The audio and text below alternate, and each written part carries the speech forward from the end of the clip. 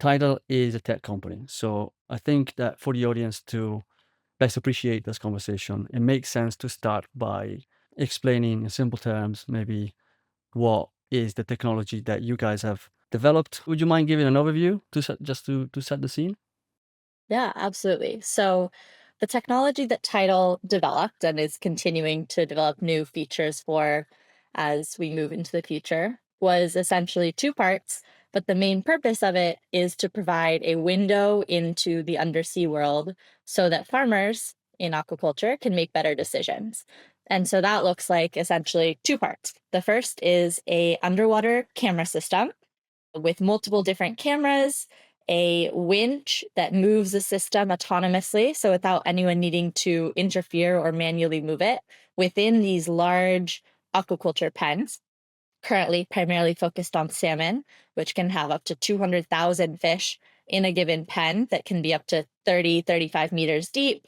And so you have a system that's moving autonomously throughout that pen in real time, capturing video. And then we use AI and machine learning as part of that to interpret and give estimations on real time biomass or the growth and distribution of the fish health indicators, behavior indicators. And we also can connect to feeding systems so that we can actually feed the fish in a way that is really efficient and thereby beneficial to both the environment and also cost wise to aquaculture farmers so they can be more efficient. Okay. So what does it look like visually? What like in practice? If you look at it in the hardware side, there's a few main components. The first is this underwater camera system that looks like a stereo camera, so two camera eyes in the front and a bottom camera, and then a long tube with a light and a top camera at the top with winch keys, which then connect the system via ropes to the autonomous winch, which is a simple two-part winch that moves the system on a horizontal and vertical axis. And then that connects all the information, sends it to a server, which then connects it to the cloud. And that's where a lot of the actual work and let's say the AI is run. Right.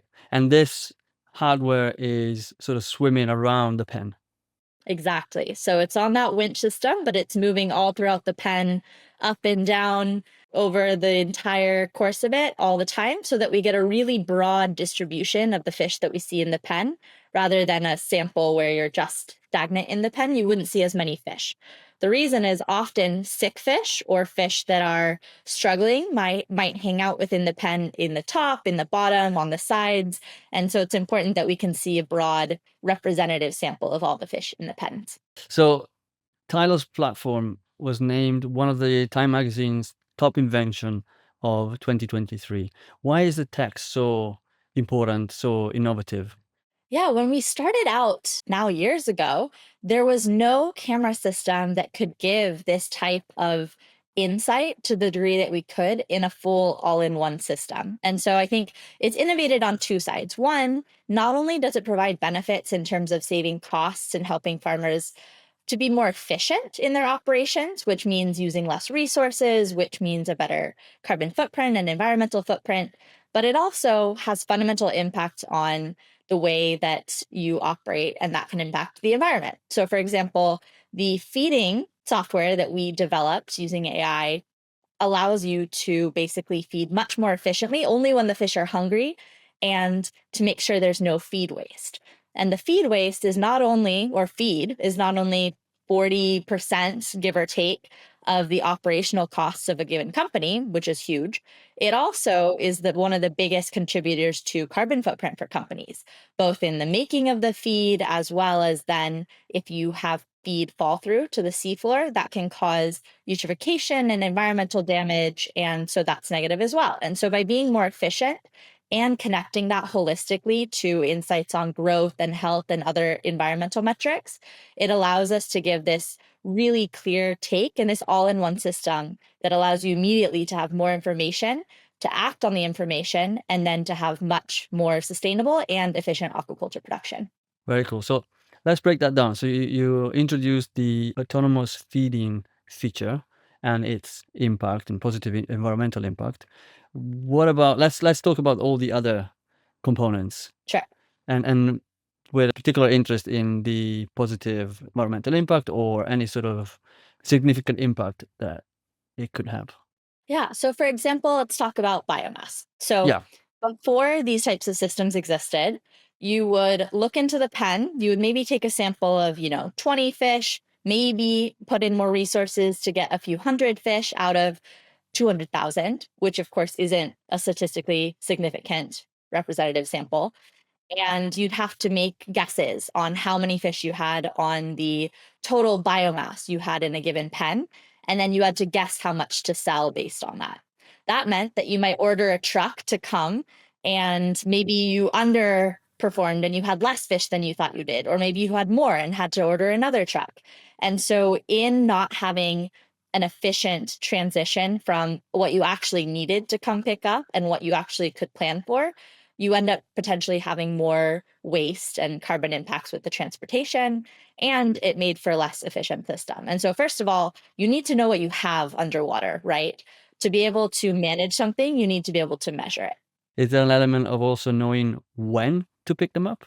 That's part of it too, exactly. And so, because we know when the fish are growing to a size and you know when you want to harvest them, that means that you can more effectively plan for not only how much to plan for, but how many and when to plan to come pick up the fish. So it sounded like there was something else. I interrupted. Yes. So the second piece is we think about health. So health and sea lice is unfortunately something that plagues a lot of the salmon industry. And so it's particularly within Norway, sea lice is a big challenge that's been increasing as water temperatures increase due to climate change. And so because of this, measuring sea lice and being able to monitor and mitigate them is very important. And by us being able to provide automatic counts of those sea lice levels, it allows us to understand where we are at compared to the pretty stringent government regulations that exist. And you can better plan for when you need boats to come and treat the lice. And of course, these boats, they carry their own set of transportation carbon emissions, et cetera. And so being able to plan well and ensure that boats don't come out when they don't need to, ensure they come early and at the right time to prevent having more and more outbreaks. It allows for not only more efficient operations, but it also helps fish health so that you're not pulling fish out of the water, but rather a system is actually counting the fish underwater, which benefits the welfare as well. It sounds like it's all about efficiency, essentially, and efficiency in reducing waste and in reducing emissions. Yeah, I mean, think about energy efficiency, right? We turn off the lights in a room when we aren't in the room, and we try to reduce water waste or electricity waste. It's the same thing for aquaculture, where really efficiency in many ways is sustainability, because when you're efficient with your resources, you're not causing waste or using too many, and that is beneficial for the environment. Definitely. Have we missed any other application? Yeah, I mean, there's plenty. I think most of them tend to relate to that health aspect. So anything from detecting health concerns so that you can catch and treat those early. And that also helps prevent more fish mortality if you can catch those issues early. And when fish die, of course, that's a big waste in resources, but if also it's a challenge for fish welfare. And so being able to detect, catch, monitor, and respond to that early is important, and being able to track different behavioral tendencies that we do also can give more insights into the health of the fish. And so there's plenty that goes into that, but I think overall it's thinking about growth, it's thinking about health, and it's thinking about efficiency and sustainability. I believe it was you that said at some point that Tidal was built to see the unseen and, turn something invisible under the surface of the ocean into something that you could understand and therefore manage.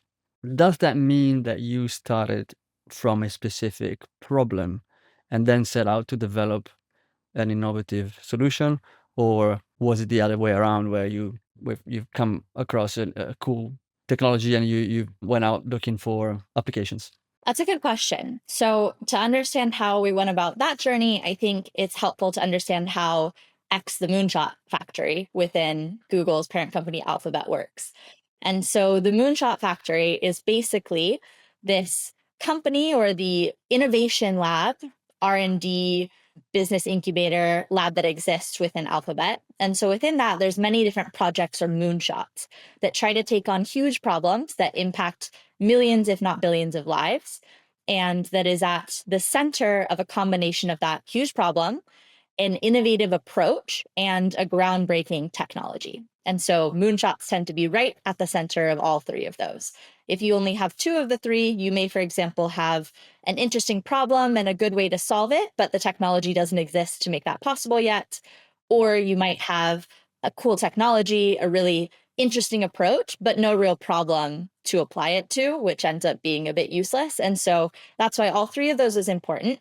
And within that, we started out within recycling multiple different projects. And so within the Moonshot Factory, there's this idea of failing quickly and being able to drive true outcomes. And so because of that, there's projects that have happened in the past that have to do with the ocean, anything from seawater being turned into fuel to things around seaweed. And so these learnings from these projects, though they may have gotten recycled or shut down, those all bled into this moonshot around how do we protect ocean health while feeding the world sustainably. And within X, we often have projects, and it's important for us to have lighthouse partners. And so in this case, Mowi, which is the world's largest salmon aquaculture producer, approached us and said, hey, we have this challenge. We're trying to understand more about the health and the growth of fish. Is there something that you might be able to do?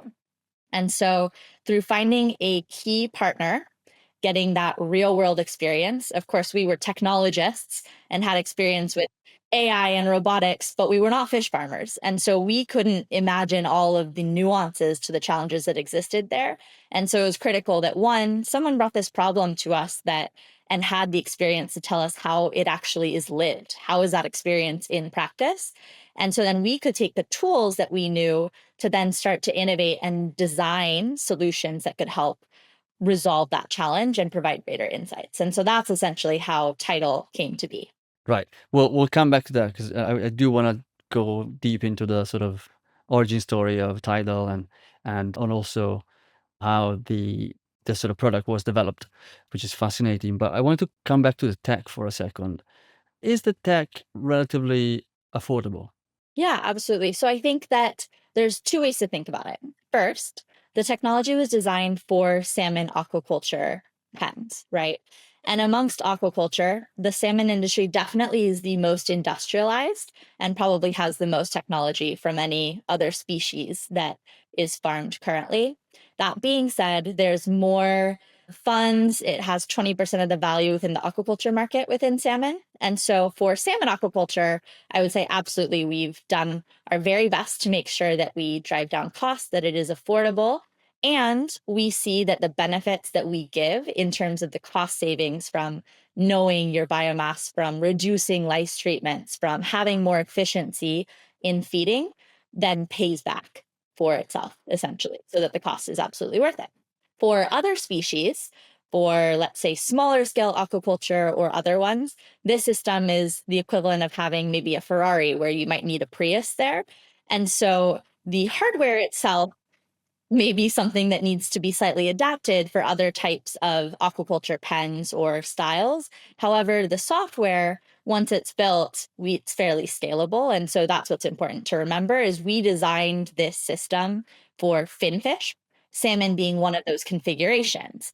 And so we have this product for salmon, but we also have the potential and have done some experimentation and research around this so that we can fairly simply adapt to other species as well in the future. Yeah, the reason I asked is because emerging aquaculture types like seaweed, for example, seaweed farming, could benefit from this kind of sort of technology. And there's an element of using technology to make data and insights more widely available to enable smaller players and perhaps less wealthy regions or less privileged individuals or groups to access and benefit from aquaculture and the opportunities in aquaculture. And what do you think about that? I think it's a very good point. I was recently at the Global Salmon Initiative's yearly summit that they have, and a big portion of that conversation had to do specifically with how do we take the lessons that we've learned in the salmon industry and the technology industry as applied to salmon and start to spread those to other species as well. So we had someone from tilapia farm visit and others from different species who were also involved in speaking at this conference. And I think absolutely one of the reasons we started with salmon aquaculture was because they have power and networking, and it takes care of a lot of the baseline challenges so that we could focus on just developing the AI and the right robotics for this. That meant that we could solve the problem with a partner who had the funds to invest in that type of R&D. And then once you have that type of technology, you can start to say, okay, now how do we downsize, or how do we scale it in the right way so it's appropriate for these other types of aquaculture that may not have the same funding or budgets, but just as deeply need this type of technology so they can be more efficient, so they can be more sustainable, and they can operate in a way that is better for both food security and for the environment. And so that, I think, is the long-term goal for many of these technologies, is how do we start to take this and eventually translate it so that it can be available for other species as well. Okay. So I guess the software is potentially already there in terms of being cross. Yeah, it's a matter of really just finding the right infrastructure and the right housing for that software AI technology to then be adapted to other species. Yeah. How do you adjust a Ferrari down to a Prius in this case? Is it a case of redesigning it in a simpler way with simpler materials, or less sort of advanced cameras perhaps, or sensors? I don't know what I'm talking about, but I'm trying to picture it. No, it's a good question, and you're on the right track, which is to say that, like I said, the AI and the software is made such that it's a configuration for salmon. And so you can have another configuration for a different finfish species, such as yellowtail or sea bream, for example. It would be a different configuration. At the same time, from the hardware side or the camera perspective, you may be able to have a different sensor or a different type of camera that still has the right specifications, but maybe is better adjusted to being moved around, or is better adjusted to having slightly less advanced sensors, but something that still does the job in a way that can provide the degree of granularity and insight that is required for that particular environment. Is there a particular element of the hardware that is the most expensive and significantly more expensive than everything else, or is it a combination of things? I would say one of the things that we had to focus on when we developed Tidal was making sure that we had a stereo camera that was precise enough so that we could really accurately estimate the biomass. That was something that back in, 2017, et cetera, that didn't really exist. And now, luckily, technology has come a long way. And so every year there's new types of sensors, and stereo camera technology has improved as well. But where in the past you could use a mono lens camera, so a camera with one lens that looks up, for example, to monitor feeding manually. Now, with stereo cameras, we can start to actually see depth, which allows us to predict the biomass. And so that was the piece that I think was important to have, and something that is critical to be able to really accurately estimate biomass as it exists today. Fantastic. So stereo camera as in two eyes, just like humans. Yes, just like humans. Right. Let's take a step back. Take us back to your Stanford days. That might be a bit of a jump now, but what did you know about aquaculture then, and what inspired you to get yourself into this weird and wonderful space? So I always cared about sustainability and climate change. And the later I got into Stanford, as I was transitioning from an undergraduate degree to a master's degree, I started to really hone in on food systems in particular, because food is something that connects everyone. It's part of culture, it's part of, survival, but it's also such an important component. And so many of the agricultural emissions are related to food systems, and general carbon emissions globally are related to food systems. And so I, at some point at Stanford, started to study the impacts of meat on the environment. And so part of that was looking at the impacts environmentally of beef consumption versus pork versus chicken, et cetera. And I saw and learned that fish was one of the most sustainable aspects, or one of the most sustainable options for animal protein.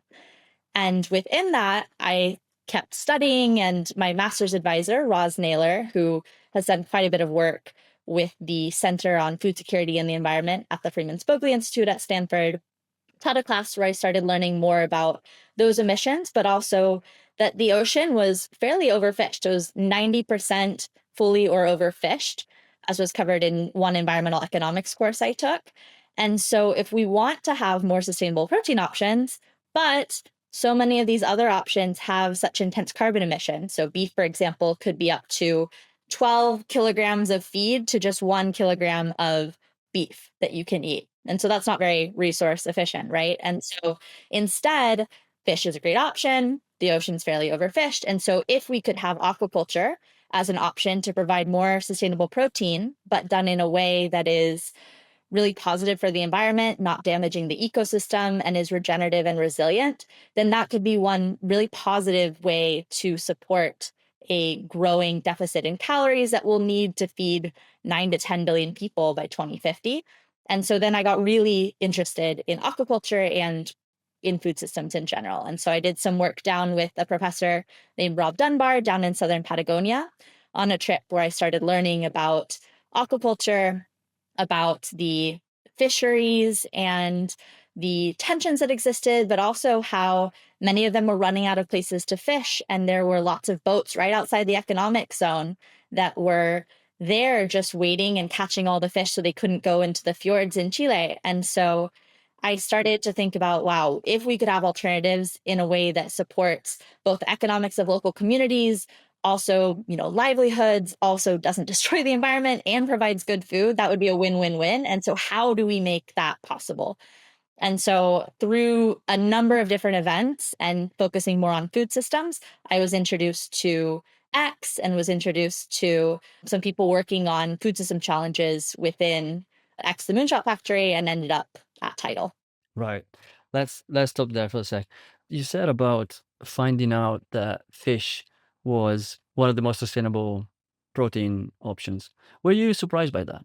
Because, there's a lot of documentaries, there's a lot of opinion pieces around that maybe hit the general public that would make you think it's the opposite.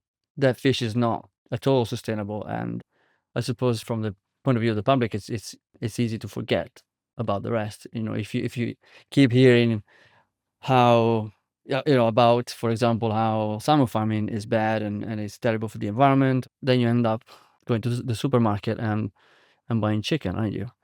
And maybe not realizing that that's not necessarily any better. Yeah, I mean, I think that we always have to think about counterfactuals. So it is a fact that often in the media, you find an example of something that is, shocking. And so you focus in on that fully without thinking about, is this representative of the entire industry? Is this representative of the industry across the entire planet? And also, you don't think about, well, if not this, then what else? And so if we think about food systems and food system sustainability, it is a fact that species that use far more resources, land and water in converting to that whatever you get at the supermarket or grocery store, it's more intensive for other species than it is for fish. It's also a fact that the oceans are very intensely fished and that we need to evolve the way that we are fishing to not cause damage to seafloors, to not have bycatch. And at the same time, aquaculture, while it's an alternative and a solution, it's also something that needs to be done well, right? In any situation, there's often good actors and bad actors, or there's examples of where things could have been run better operationally. But I think what people have is this stigma against fish farming in the same way that it existed maybe 20 years ago. And the communication and rhetoric looks at it historically as opposed to what is the current situation and how does this operate today. And so I think we as consumers need to be up to date to say, okay, what is the actual reality here? Ask for more information and transparency. And then also think about the counterfactual. So if I don't get this, what will I get instead? And what's the environmental impact here? And all of those help contribute. It's a lot of mental and emotional labor to think about food systems and what you eat every day. When you go to the grocery store, you want it to be an easy decision, right? You want to just pick something, you're thinking about price, maybe you're thinking about something you read online about your choices. But ultimately, as consumers, we need to try and be better informed. And demand and ask for industries to provide that information so we can make better decisions. And at the same time, that's part of why we established Tidal and established technology, because it can not only bring more transparency into what's happening underwater, but it also provides the tools to farmers who before maybe they had issues, but they didn't know until right around the time they were harvesting. Now they have those insights from day one. And so they can much better manage and measure and enact changes to make sure they're operating in a way that's good for fish welfare, that's good for the sustainability of the ecosystem, and it monitors what's actually happening and not just relying on anecdotes. Ultimately, we just want to make data-driven decisions. So if you want to do it properly, if you want to do it sustainably, you need to have the tools to measure it and understand it better. Well, I think it certainly helps if we want to make informed decisions rather than relying on anecdotes alone. Yeah. It's time to go back to X, and I think most people won't have experienced an environment such as the one that you were immersed in during your time at X. So could you maybe paint a picture of how it was being there, and how you felt during that period? Sure. So walking into X the Moonshot factory, it was immediately there were robots moving around. There's all sorts of things that are happening because it is just this hub of innovation. And so one of the things that I loved was this place called the Design Kitchen, which is a place that any project can go use as a resource, and you can ask for almost anything. One time, and this is, a bit of a joke, but one time someone was having a birthday and forgot candles, and they went to the Design Kitchen and said, "Hey, we need birthday candles." And they were able to create something on the spot. So truly, they can make almost anything. And that is a place that allowed us to try and test out the very earliest versions of the technology that we wanted to then take it out into the real world to test as a proof of concept. And so having this space where people don't shut down ideas, but they're really on the idea of yes, and what else could we do, rather than shutting something down early, gave you the space to be so imaginative and to really think about what is the biggest I could do to not just make incremental change, so 1%, 2% change. Instead, how do we think about 10x impact? What if this was 10 times better? And often when we force ourselves to think on that scale, we can't just keep going and slightly improving the technology as is. We have to fundamentally rethink, how do we create something that can make this type of impact? And it allows you to be more creative because you're not tied to previous processes that were used. And so, in thinking that way, I think it's a space where everyone was encouraged to fail and celebrated when you did fail, because it meant you learned something and you could pivot more quickly to something new that could work instead. And so I think it's a really innovative, it's a very cool environment to develop Tidal within. And I think that the model they have now to spin out companies outside of Alphabet so they can really take off and truly develop and build the commercial expertise and growth is a great model that I hope continues, because I think it allows you to have the space and the freedom and the funds, thanks to Alphabet, to innovate and take risks more than you might in a regular startup environment. But then spinning out with investor funding allows you to then scale and take your ideas and your company to the next level. Was it quite contagious in terms of how it sort of molded your approach and mentality? And I mean, imagine walking into work and having the CEO come by on rollerblades. That's the kind of environment that the Moonshot Factory was. And within that, we now you're learned painting a all sorts of picture. different, yeah, exactly.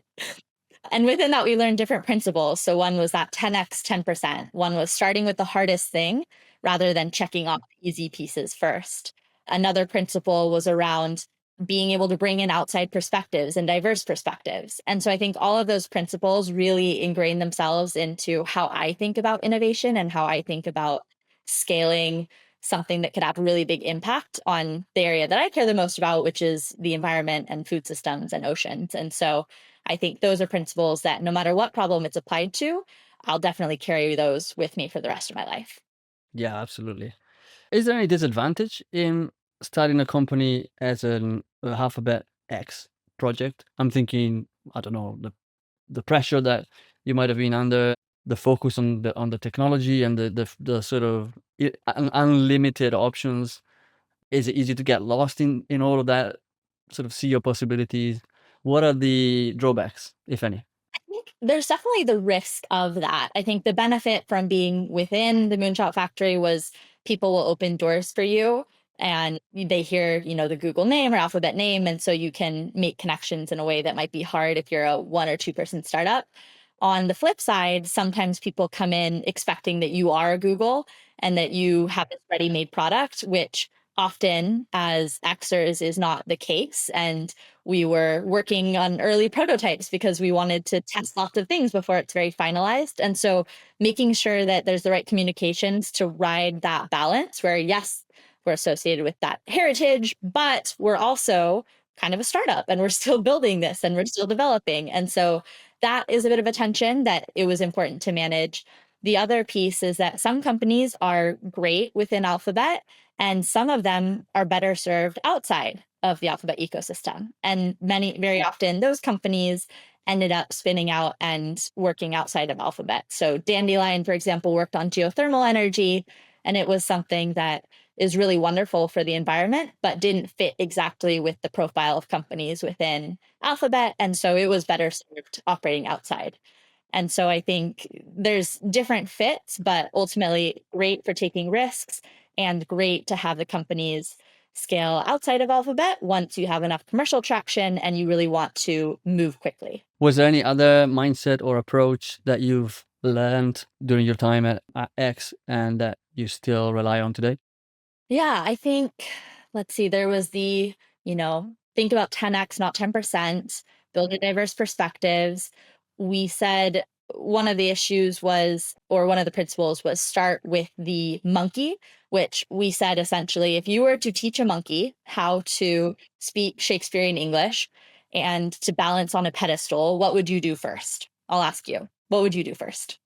I have no idea. Would you teach the monkey English first and then adjust? I don't know. Yeah, I mean, that's exactly it, which is it's probably much harder to see if the monkey can speak English, first of all, rather than maybe building the pedestal or training it to stand on the pedestal. That's been done before. And so start with that hardest thing, which is teach the monkey and see if it turns out that the vocal codes don't align and you really can't speak English, it's not possible. Better to learn that quickly before you've trained the monkey to balance and then realize after the fact, after lots of time and effort and resources, oh, this wasn't even possible. And so I think that's one of the biggest things that stuck with me, which is start with that hard thing first, because then you can do that fail fast option and you can shift to something if you find it's impossible early on. It's such a key one, isn't it? Yeah, Because exactly. as humans, maybe I'm talking about myself, it's so tempting to just go and do the easy thing because that's the one that gives you a bit of satisfaction. And you're like, okay, I'm going somewhere, and so you end up building a Right? You have the website. dopamine hit, you check something off in a box. And yet think about how it feels after you've done all of that and realize that, oh, this wasn't even possible. And if I'd started with the hard thing, then I could have realized and pivoted or tried something different and saved all of that time and effort. As much as it is painful to find out that the monkey doesn't speak English, it's way less painful than realizing it after you told everybody and built a website about talking Right. monkey. And that was one of the things about the Moonshot Factory is that we typically didn't announce projects until they were fairly far along, which meant that we had the space and the privacy to pivot quickly if we needed to. And so that's an important part of these moonshots. And I guess there's no stigma, there's no shame in Right. figuring out that, yeah, that's not going to work. Let's do something else. Exactly. When did you realize that Tidal had what it took to transition from a concept to a commercial product? Because Tidal did end up spinning off from X. I keep calling it X. Is it? Or how do you refer to it? Is it X, the Moonshot Factory? I typically say X, but now that Twitter was I renamed to know. X, That's it why may I was be asking. confusing. So, X, the Moonshot Factory, as long as people understand context, I think on this podcast, we will be fine. Yeah. Okay. So yeah, when did you realize that?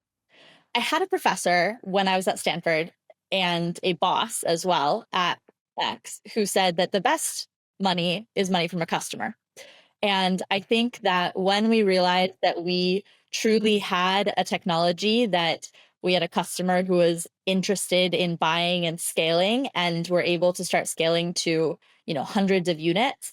That really was the sign that, hey, this is something real, and scaling to more and more of these systems and continuing to want more is a really big indicator that this is something making an actual difference and that is worth what the cost is and the effort, et cetera. It's making an impact. And so being able to start seeing that scale with a customer who was willing to pay made a big difference. And I think that that was a big indicator and sign, as well as just being able to see that we could really estimate with a high degree of accuracy the biomass. We could truly feed using AI in a way that helps support feeding efficiency. So seeing the results and then seeing the scale were really good indicators for us that, hey, there's something here and we really want to stick with this and continue to gain traction.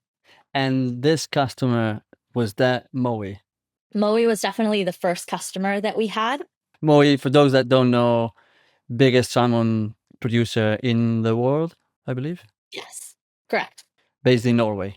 Yes, exactly. Well, globally, but yes. But I think that, having them as an R&D partner and having the investment from them made a big difference. Having them as our first customer made a big difference. And then as we scaled beyond Mowi and opened up to other salmon producers globally and saw more traction there, it was also an indicator that, this isn't just a project or a company that is exclusively working with Mowi. This is something that is beneficial to the entire industry. And that was a great indicator as well. And just to sort of locate this on the timeline, we're talking sort of 2023 when you sort of started seeing these results and starting getting customers, or was that Well, I before? would say that we were working with Mowi, from early days in 2017, 2018. We were building out the technology. And then between 2022 and 2023, we started expanding to other customers as well and launched commercially to be open to other customers. And then 2024, once we spun out of Alphabet and became an independent company, we were able to quickly hire a team in Norway and expand and establish new headquarters in Bergen. Most recently, we've established partnerships and launched operations officially in Chile. And so since spin out, we've been able to really scale our operations much more quickly as well. Okay. Let's go through that transitioning process from sort of being an experiment to a validated innovation. What challenges did you encounter on the way? Was there any failure or you mentioned pivots along the way that shaped the current iteration? I would say that the pandemic hit, and suddenly we couldn't travel to Norway very frequently like we had been doing. And so we had to be very intentional about designing the technology, about hiring a remote team within Norway who could help run operations and install our systems and build really strong customer success foundations. And so that almost was a forcing function to allow us to move from us science team within the Moonshot factory going out and doing this research project to suddenly saying, here's our systems. We're a little bit separated now, but we have a team that can actually operate this in person. And that was a good forcing function to say, how do we build the processes so that this is an actual company? And that was something that I was definitely deeply involved in, was thinking about how do we take this into something with more process, with teams, and move away from just R&D. And I think that that was a pivotal moment in time for us to transition to that point. Yeah. It must have been difficult to build a team. I mean, building a team is difficult on its own, but building a team remotely in Norway, whilst I imagine you'd have been in the US. We were mostly in California and had a great field service provider team in Norway that helped take us from 0 to 1. And it provided the building blocks to help us shape the blueprint for how we operate today as a company in Norway and globally. Right. I need to ask you this. I've got this story that on my notes, that it's about AI mistaking a fish for an umbrella. Am I making this up? What is this? No, you're absolutely right. So if we thought about the earliest days of the technology, So this is at the beginning, yeah, at the very 2017-ish. beginning, late 2010s, and we were looking at are there AI models that exist today within Alphabet that we could use to detect these fish? And as we applied those sticker, out of the box AI models to do this fish detection, it detected, for example, a fish as being an umbrella. And so the answer was we need better data sets and we need to go collect this data ourselves and train a model to not only detect a fish as a fish, but also estimate the biomass of that fish and the growth over time of that fish. And so being able to realize that what existed today wasn't good enough, and then build from there was a big key part of the early days of the technology development. So the camera technology was good enough. It was the brain tech that wasn't good enough at identifying Not what it was even looking. that. We also realized that there weren't stereo camera systems that had the right precision that we wanted and needed to have the accuracy that we wanted to predict with, 98% accuracy on the biomass estimation. So then we also not only had to train our new AI models so that a fish was a fish and not an umbrella, but we also had to develop our own proprietary stereo camera system and full camera system and autonomous winch so that we could have a system that was moving throughout the pen, collecting that diverse data set, and also something that could give us the precision we needed. That's fascinating. Because I mean, is there something that makes it so specific and particularly difficult? Is it being underwater? Because I mean, I'm thinking, 2017, 2018, camera technology, at least for the general consumer, was already pretty good. What is it that makes it so difficult? Is it this sort of stereo component? Yeah, part of it was the stereo vision, part of it was being underwater, part of it was being able to have the right calibration so you didn't need to recalibrate very often. And so ultimately, it was just a matter of can we create a system that really works for our specific use case? And so we ended up choosing to develop our own system. What were the main factors, some of which you may have already hinted to, that contributed to Tidal spinning off from Alphabet X into becoming a commercial viable solution? And it's completely up to you if this is a good time to introduce a framework that I really wanted to cover, which is the Delta framework, and how that sort of shaped the development of Tidal. I don't know if it's relevant in terms of what were the requirements within X to decide whether Tidal was ready to spin off. So Tidal was maybe the grandfather of that new framework that existed because we were one of the first companies, we were the first project to follow that model in a lot of ways. And, there had been similar different iterations and ways of spinning out before, but I think Tidal was one of the first ones that many have since followed in that same model as they spun out. Essentially, within the Moonshot factory, it's always been this idea that once you reach a certain point, whether it's, scaling the company size, whether it's commercial traction or, X number of factors that lead us to believe and lead the head of the Moonshot factory, Astro and his team, to believe that the company is ready to go out on its own and to graduate into its own company, then historically, sometimes that company would spin back into Google. Sometimes it would be a company within Alphabet. And sometimes, rarely, it was a company that was established outside of Alphabet. However, Tidal was one of the first examples of this new model, which is more and more of these companies now are spinning out outside of Alphabet with external investment so that they can scale more quickly out of Alphabet. And that's something that we were one of the earliest companies to follow this current model, and more are following in those same footsteps. Essentially, a lot of it is commercial traction.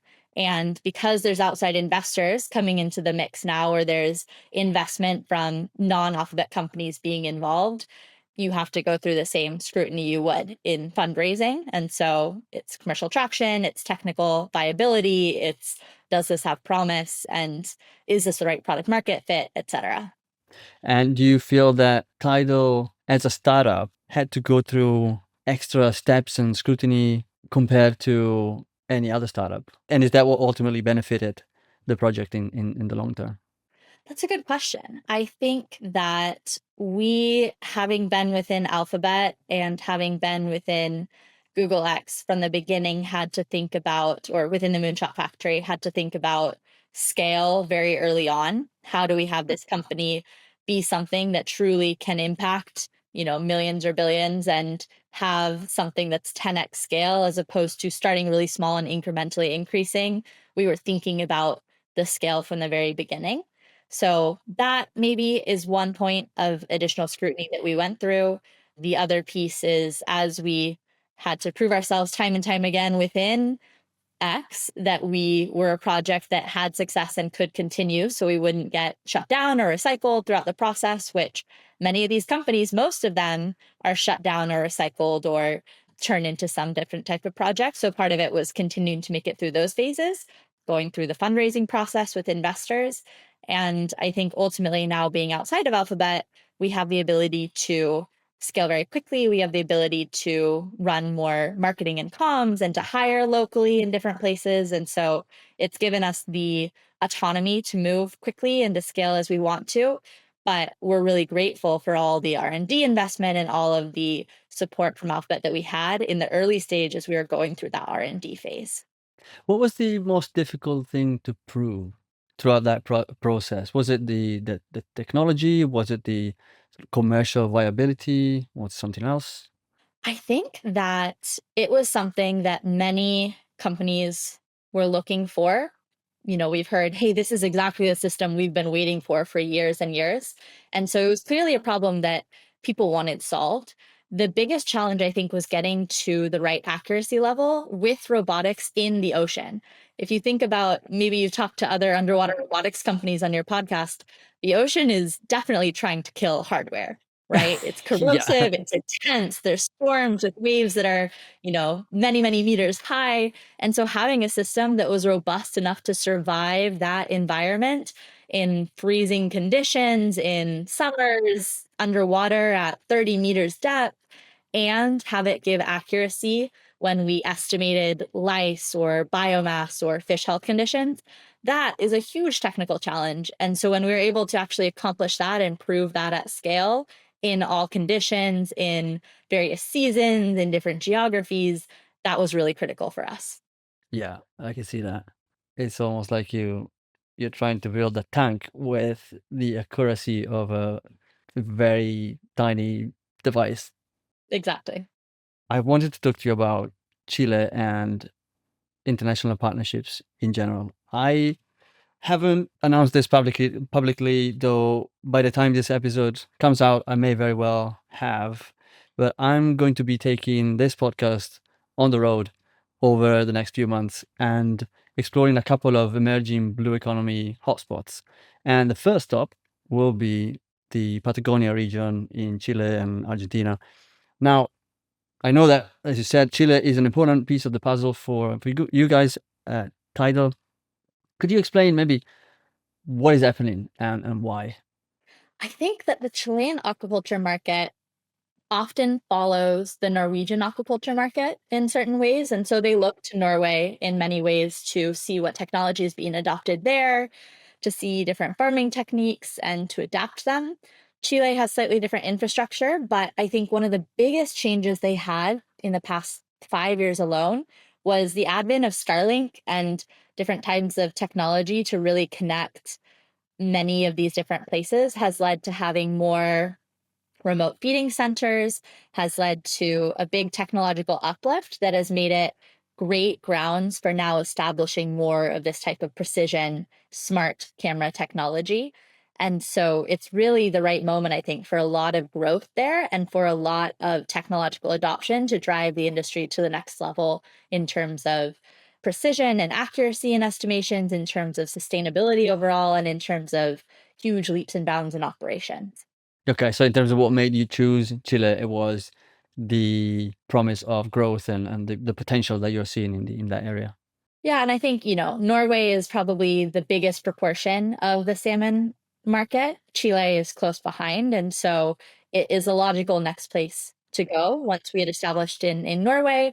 And then, it takes some time to adapt because Chilean aquaculture, though in some ways it looks and feels similar to salmon aquaculture in Norway, is also fairly different. And so we needed to go learn about the aquaculture market there and what we needed to adapt so that it fit that particular market and what challenges they face that maybe were different from the ones in Norway so that we could respond and help drive, sustainability and better operational efficiency there as well. Yeah. I'm curious, what is different in a nutshell? The easy piece is that in Norway, you have these circular pens that maybe have 200,000 fish. And in Chile, they have these steel square cages that are about 40 by 40 meters or 30 by 30 meters and are in big groups all together. And so right away, that infrastructure is different. I mentioned that, historically, they didn't always have the same network connectivity. Now with Starlink, that's made a big difference. And I think overall it's similar in some ways, but they have different types of sea lice, for example, or harmful algal blooms that are in Chile, but not so much in Norway. And so they have different biological challenges they face and just infrastructure differences overall. Is there anything particularly exciting about Chile at the moment? I think Chile often follows the path that Norway goes on in terms of technology or operations. And now I think the moment where we started to hit a lot of growth in Norway, I'm seeing that same environment now in Chile. And I think it's really ripe for taking the next steps in terms of general development and adoption of this type of AI and technology applied to aquaculture. How important is this partnership for you and Tidal? So within Chile, we're launching and working with any salmon aquaculture company that wants to work with us. So we're already doing some work with other companies. I can't state which ones, but we're working with other companies. And one of the partnerships that we have established is with a company called Empresas Maxur, which has operations all throughout Chile, has expertise in field service providers, and also is very integrated within the Chilean industry. So we've established a partnership with them being one of our major arms of operation within Chile.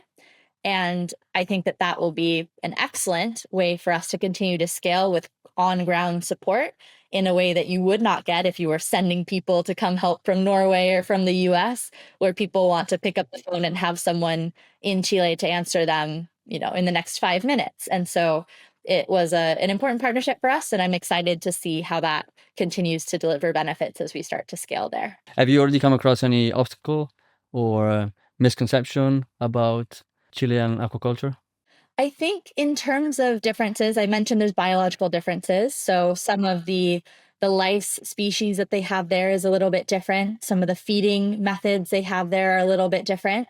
And so that definitely takes a little bit of adaptation to make sure that we're meeting their needs. And I think that the mistake would be to assume that everything is exactly the same as it is in Norway, which is simply not the case.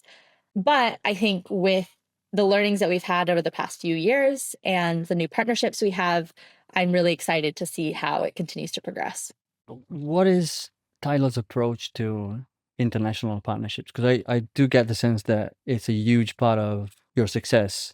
And I wonder whether you've sort of developed almost like a manual of this is how an international partnership should be done. Can you share anything about that? What's your approach? Do you contact companies and basically say, hey, we're launching here. If you're interested, we're ready. What's the recipe? I think that much of it has evolved over time, right, as we've grown. I would say the international part of the partnerships is more happenstance than anything else. It just so happened that while we were in California, much of the salmon and aquaculture industry was happening in Norway and now happening in Chile. And so by chance, those are the partnerships we needed to establish.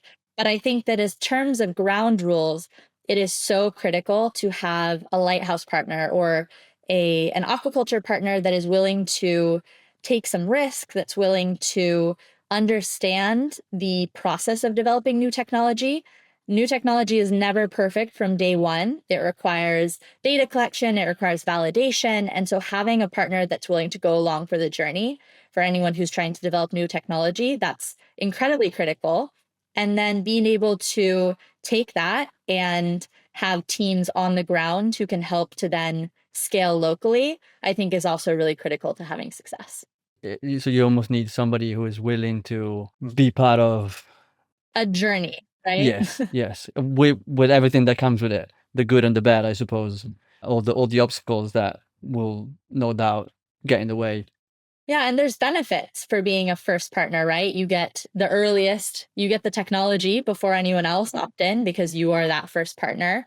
You also have the chance to give feedback and make sure that that feedback reflects your problems. Obviously, when technology companies are solving, they want to make sure that what they're solving is generalizable, but being the first partner can often give you more of a voice because you're talking to them frequently. And so there's definitely benefits and reasons that these companies would want to be a first mover in this space.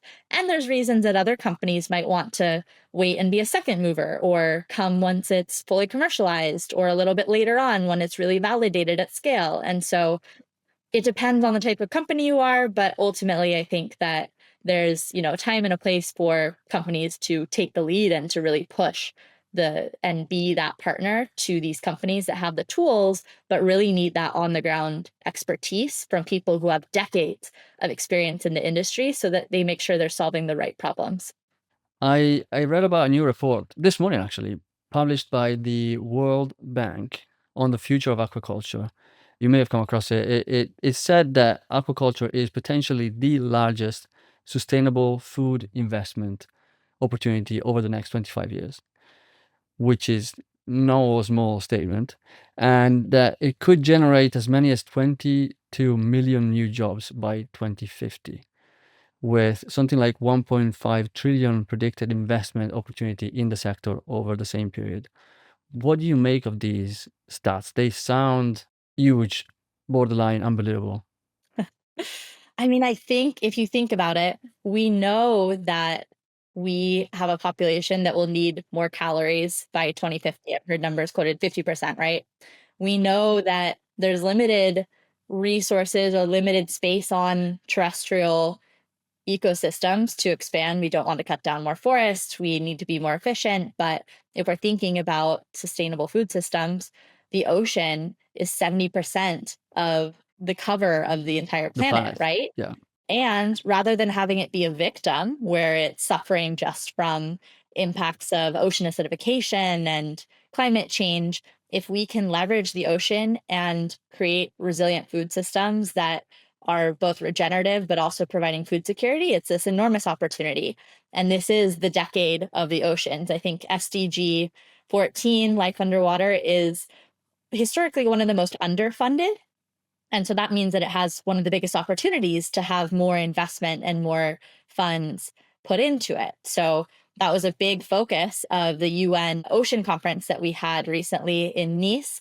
There were so many conversations about how we can both protect the ocean, but also make sure that we're providing more opportunities for food security there. And so we know as well, I think in this study, you might have read that now aquaculture is surpassed wild caught fisheries in terms of the amount of food that's being produced. And so it's growing and we've seen more interest in terms of investment. It's just a matter of can we do it in a way that doesn't follow suit of intensive agriculture that causes environmental damage?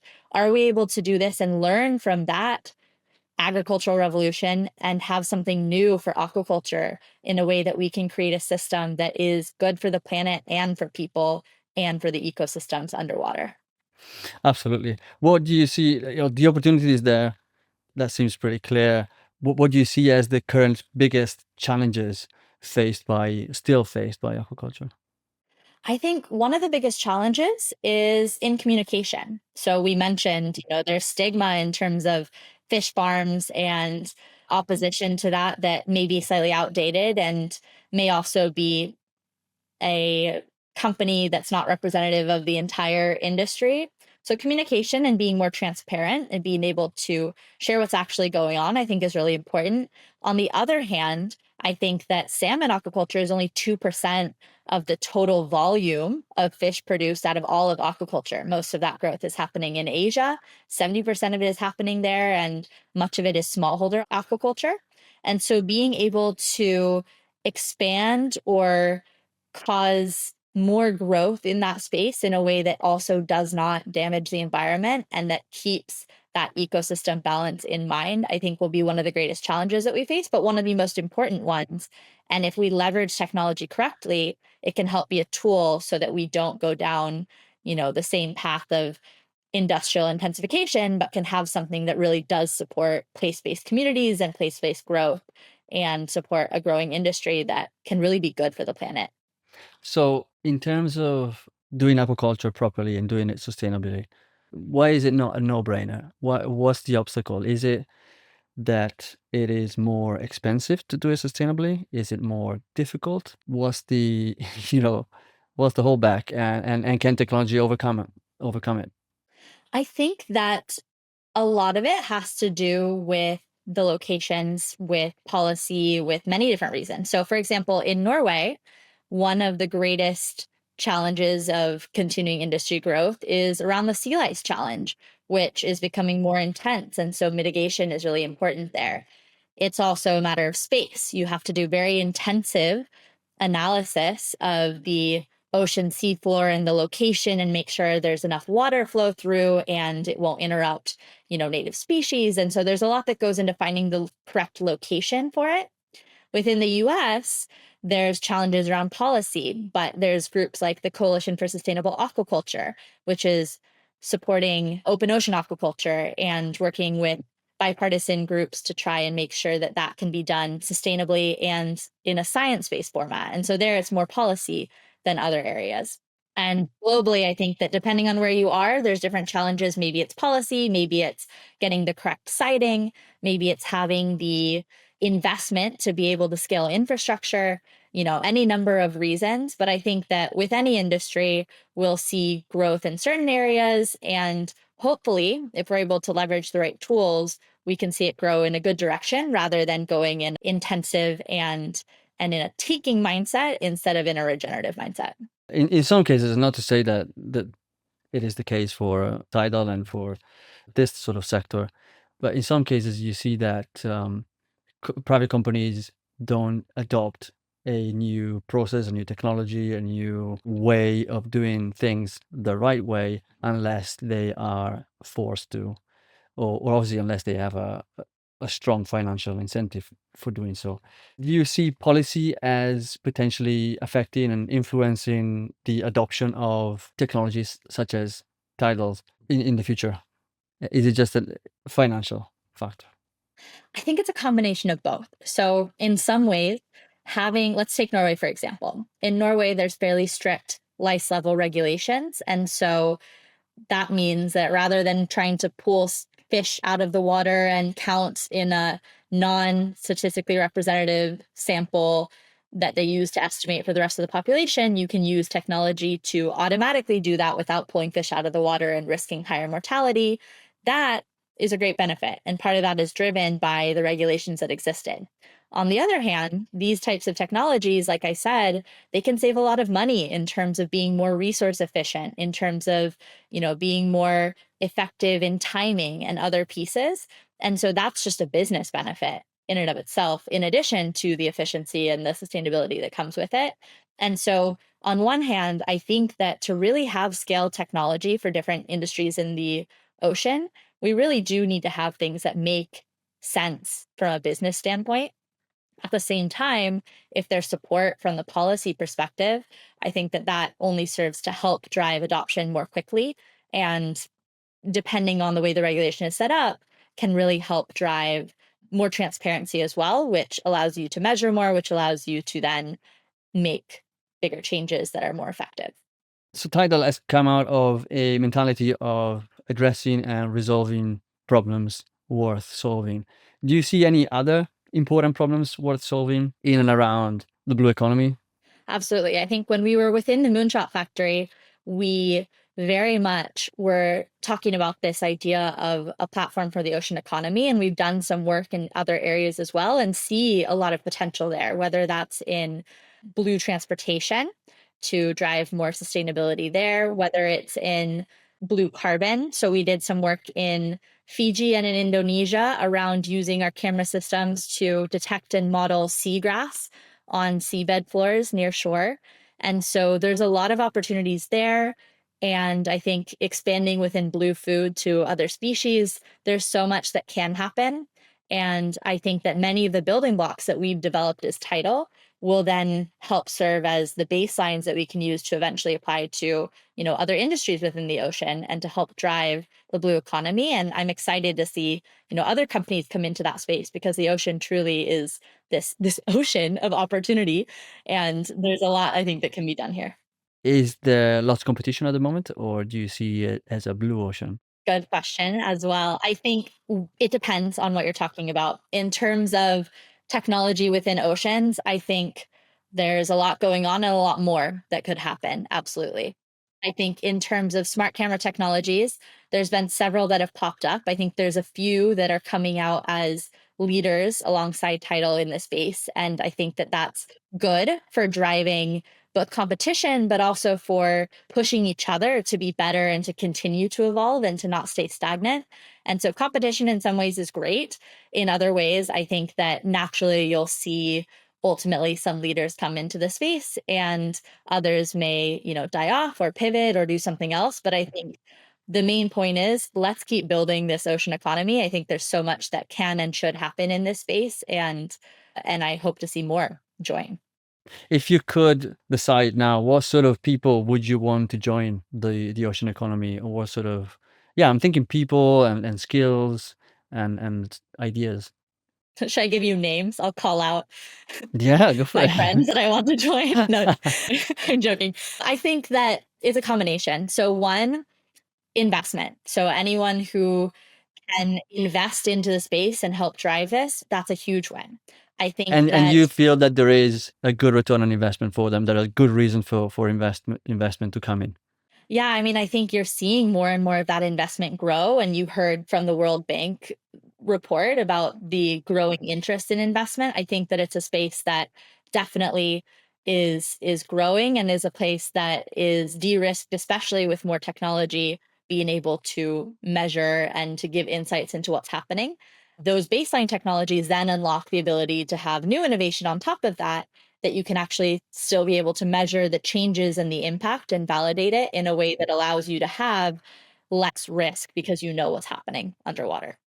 And so, one, I think investment arms coming into the space, huge. Second, I would say that there's many large and maybe historical industries that are in a space that they can start having big transformations to drive sustainability, to drive technology adoption. And so, having really established companies start to think about pulling in or partnering with innovators so that they can drive and rethink their systems that they're a part of, that's another big area. What's an example of that? So let's think of the shipping industry. Yeah, shipping industry, for example.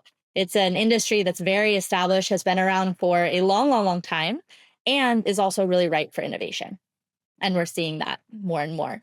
And then I think lastly, having more innovators come into the space, but with innovators who have a humble mindset. So anyone who comes in and assumes they have the answers to people's problems, I would say take a step back, go talk to someone who actually spends time in the ocean and learn from them, because I think that what we can't have is people coming in and assuming they know what's best, because that not only turns off the industries they want to work with, but also can drive the wrong solutions or band-aid solutions. And so instead, having people that are willing to really listen, to work closely with partners who have decades of expertise and then learn from them and apply the tools and skills they have.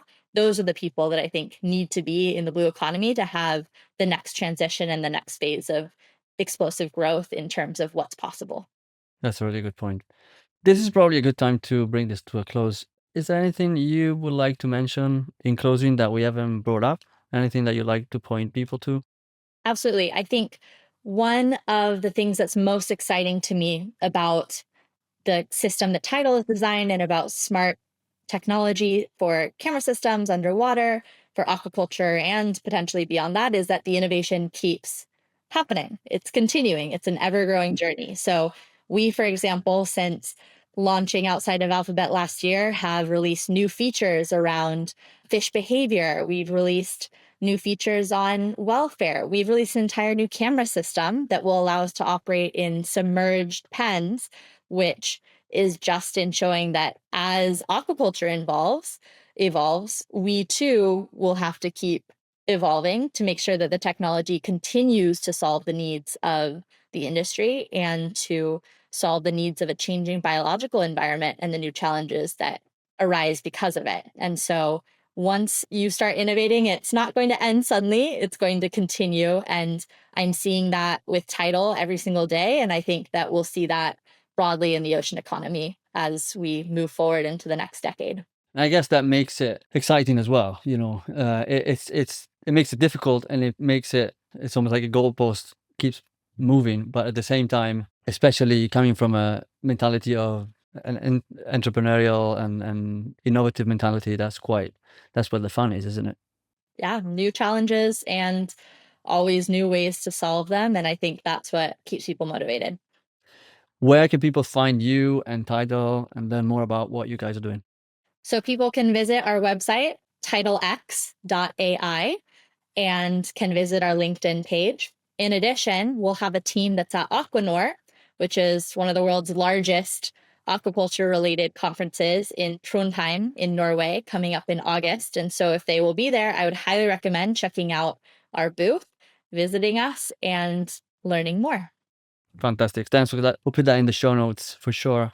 And thank you so much for your help in deconstructing such a technical and complex area of the ocean economy, one that can be somewhat scary at times, but also incredibly energizing and full of potential. So it's been really great talking with you, and thank you so much for taking the time.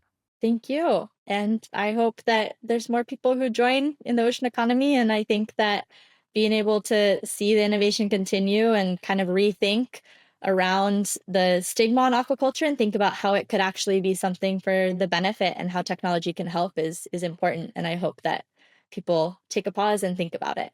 Excellent. Thank you so much.